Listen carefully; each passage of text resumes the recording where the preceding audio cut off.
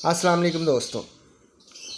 ये अमरूद का पौधा है जो कि मैंने सीड से ग्रो किया था। इसकी एज तकरीबन जो है वो 3 साल हो चुकी है, लेकिन अभी तक ये ना फ्लावरिंग पे आया ना इस पे अमरूद लगे हैं। वो वजह इसकी ये है कि ये 12 इंच के गमले में लगा हुआ और इसकी जो नई रूट्स हैं वो नहीं निकल रही। जब नई रूट्स नहीं निकलेंगी तो वो जो है फल नहीं देगा।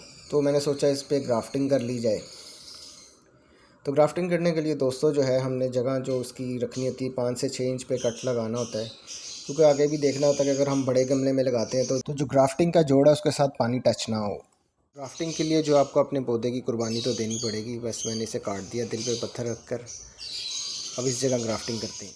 तो ग्राफ्टिंग के लिए हमें इस तरह की 3 शाखें चाहिए होंगी। जितनी भी आपने ग्राफ्टिंग करनी है, 1 2 3। तो मेरे पास ऑलरेडी जो अमरूद की माशाल्लाह काफ़ी वैरायटी है जिस पे अमरूद लग रहे हैं। इस पर मैं 3 किस्म की ग्राफ्टिंग करना चाह रहा हूँ, गोला, रेड और जो है सुराही। तीनों मेरे पास मौजूद हैं और तीनों जो हैं वो ऑलरेडी फल दे रही हैं। एक रेड है, इसमें ये वाली रेड है। उससे जो पहले मैंने दिखाई है वो सुराही है और एक जो है वो गोला है। तो ये शाखें हम ले लेंगे। इस तरह की शाखें जो मुझे सही लगी हैं वो मैंने अपने अमरूद के पौधे से काट ली हैं। तो ग्राफ्टिंग के लिए जो शाखें लेंगे उसके पत्ते आप इस तरह रिमूव कर दें। तो इस तरह आप छिलका उतार लें और कोशिश करें कि आपके जो औज़ार हैं वो बिल्कुल साफ़ होने चाहिए। उस पर किसी भी किस्म का ज़ंग नहीं लगना चाहिए और ना उस पर आपने पहले ग्राफ्टिंग की हो किसी और जैसे पौधे की। अगर आपने ग्राफ्टिंग किसी और पौधे की है तो उसे औज़ार को धो लें और पानी को अच्छी तरह जो है वो खुश्क कर लें। अगर पानी लगा रहेगा आपके औज़ार पे या ज़ंग होगा तो फिर भी ग्राफ्टिंग जो है वो कामयाब नहीं होती। और जब आप शाख का जो है छिलका उतार दें तो उस पर बिल्कुल भी आपके हाथ नहीं टच होने चाहिए। छोटी छोटी चीज़ें हैं लेकिन आपने ये नज़रअंदाज नहीं। तो तीनों शाखों का जो है मैंने छिलका उतार दिया और वी ग्राफ्टिंग इसे कहते हैं।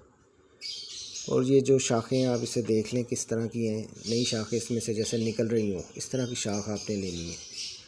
नए पत्ते निकलने की कोशिश कर रहे हों जिसमें से। अमरूद की जो शाख है वो काफ़ी हार्ड है, इसमें आसानी से जो है आपकी ये छुरी या चाकू है वो नहीं जाएगा। इसलिए आप इस तरीके से जो है इस पर कट लगा लें, या जितना आपने 1 से 1.5 इंच ही करना होता है वहाँ तक आप इसे इस तरह ले जा सकते हैं। तो चाकू को आप इस तरह रखें शाख के अंदर, और फिर ये जो शाख है आपने फिर इसके अंदर ऐसे रख देनी है।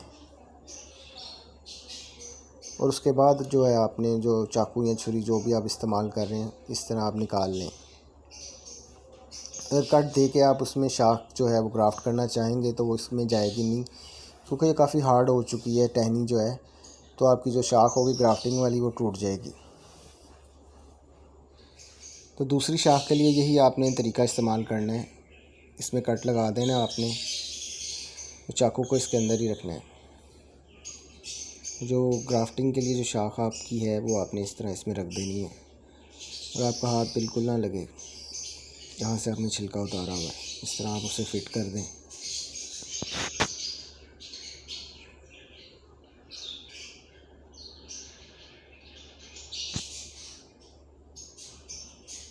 तो तीनों शाखों की जो है मैंने ग्राफ्टिंग कर दी है। वो जो ग्राफ्टिंग का जो आपका जोड़ है वो बिल्कुल परफेक्ट होना चाहिए, ऊपर नीचे नहीं होना चाहिए। अपनी तरफ से आपने पूरी कोशिश करनी है कि सही करें। तो फिर आपने इसके ऊपर टेप कर देनी है, और ये जो बिजली के काम में इस्तेमाल हो रही होती है ये वही टेप है। और जब आप टेप करें तो टाइट करके आपने इसके ऊपर चढ़ानी है ताकि इसका जो जोड़ है वो मज़ीद जो है पक्का हो जाए।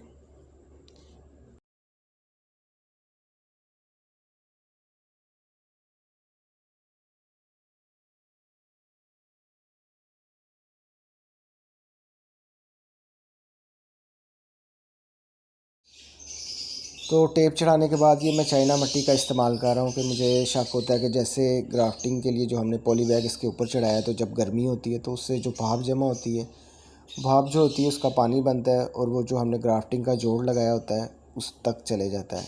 तो इसलिए ये मैं चाइना मिट्टी का इस्तेमाल कर रहा हूँ कि जहाँ भी मुझे शक है हवा या पानी जा सकता है तो ये चाइना मिट्टी से रोकेगी। क्योंकि इससे पहले भी मैंने सेम यही चीज़ की थी क्राफ्टिंग की, तो वो जो है नाकाम हो गई थी। उसकी जो वजह बनी थी कि उसमें जो भाप का पानी था वो जमा होकर जो है वो जोड़ तक चले गया था। तो इसलिए मैंने अब ये दोबारा की है और इस पर मैं अब चाइना मिट्टी का इस्तेमाल कर रहा हूँ कि अगर भाप जमा भी हो जाए तो वो जोड़ पर पानी ना गिरे। ये चाइना मिट्टी का पैकेट है, ये आपको कहीं से भी मिल जाएगा। 10 रुपये का होता है और ये ग्राफ्टिंग के भी काम आता है और बच्चों के खेलने के भी। तो दोस्तों ये ग्राफ्टिंग के लिए जो मैंने फ़ाइनल लुक दे दी है, आगे ये कामयाब होगी या नहीं होगी ये अल्लाह ही बेहतर जानता है। अपनी तरफ से हमने पूरी कोशिश करनी है, अब देखते हैं कामयाब होते हैं कि नहीं। तो ये जो गमला है जिस पे हमने ग्राफ्टिंग की है, मैंने इसे एक पॉली बैग के अंदर रख दिया है इस तरह, ताकि इसके अंदर हवा और पानी ना आ जाए। आपके पास भी अगर कोई इस तरह का पॉली बैग है बड़ा, या ले लें, तो उसके अंदर आपने ये गमला रख देना है। तो इस पॉली बैग को मैंने टेप के साथ बांध दिया है ताकि इसके अंदर हवा और पानी बिल्कुल ना जाए।